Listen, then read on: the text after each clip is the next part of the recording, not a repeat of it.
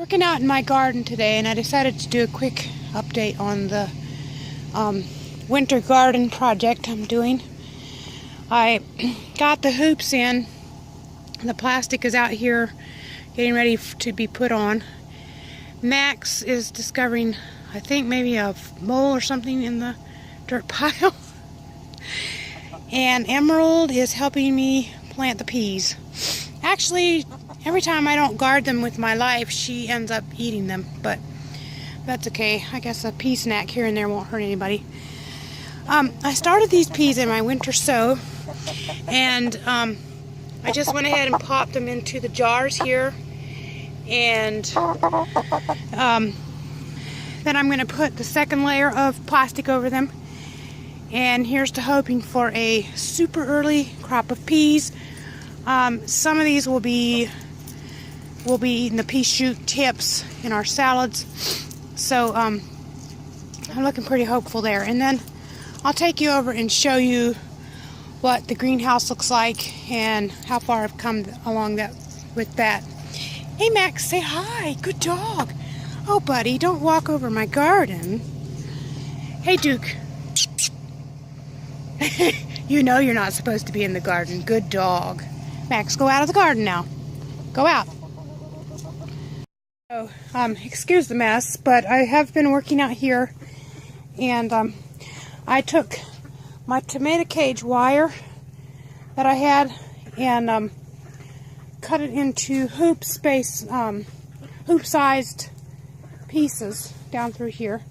And then I had greenhouse plastic left that I cut into the proper lengths, and I opened the kale because we've had a couple of really warm, like 70-degree weather and sunny, and it was just way too hot in the jug. And in this section, I planted out the baby carrots that I had started in the house, and then I put in the parsley there, and this is all lettuce.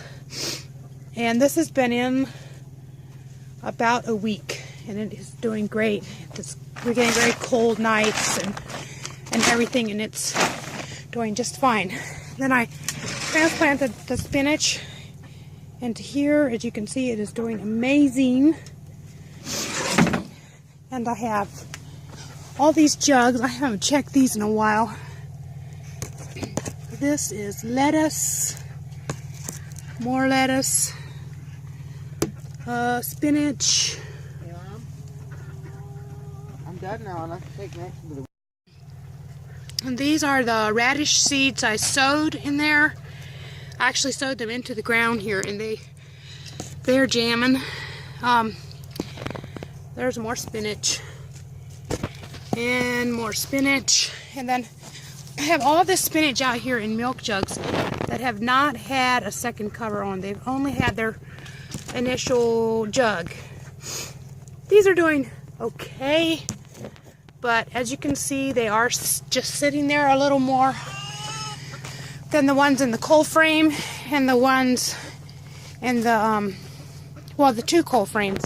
One is covered with milk jugs, and then this one doesn't have any second covering on, but they're actually doing better than the ones in the second covering. So the spinach obviously doesn't like the jugs as much. Maybe the moisture is what the deal is. You can see here, right there on the kale, it actually got burned before I got smart and put it over here. I just had to do that because otherwise the chickens would eat them. So that's the update on the garden this week.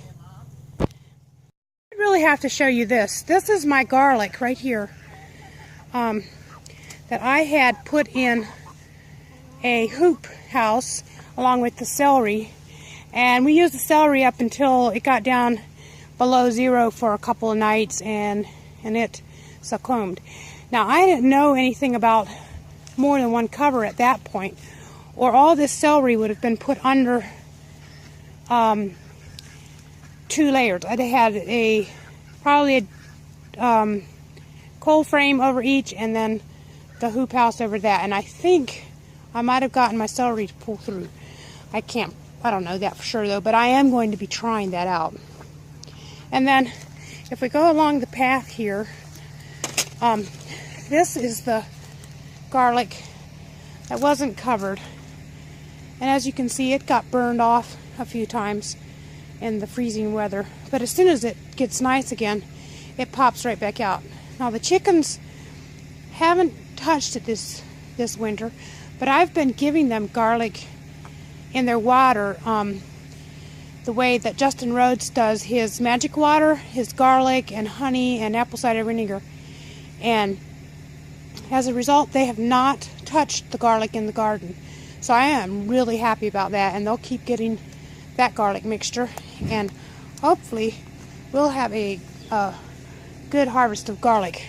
This is garlic here in the medicinal garden that obviously got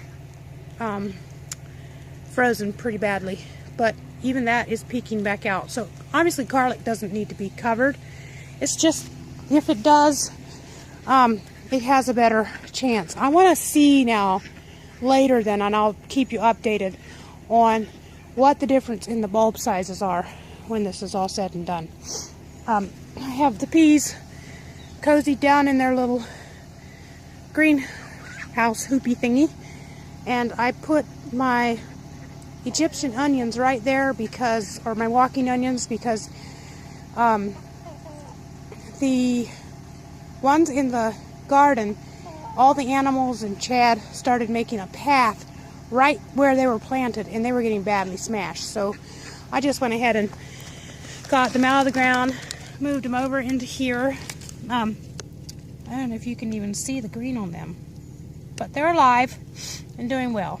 So I'll see how this does. Ooh, smells like onions in there. Wow. I do plan to be popping cover back onto these. I just wanted to give the chickens a chance to clean up under there and eat out any bugs that may be overwintering. And then this will get a cover back on it. At least a light covering whenever it's going to frost it or freeze at night. And then those bulbs will hopefully be further along than the ones that got frozen all winter long. And so that's the end of today's update. I hope you enjoyed that, and I did want to give you a heads up that I'm planning to have a giveaway next week, so come back for that, and I'll see you next time. Bye.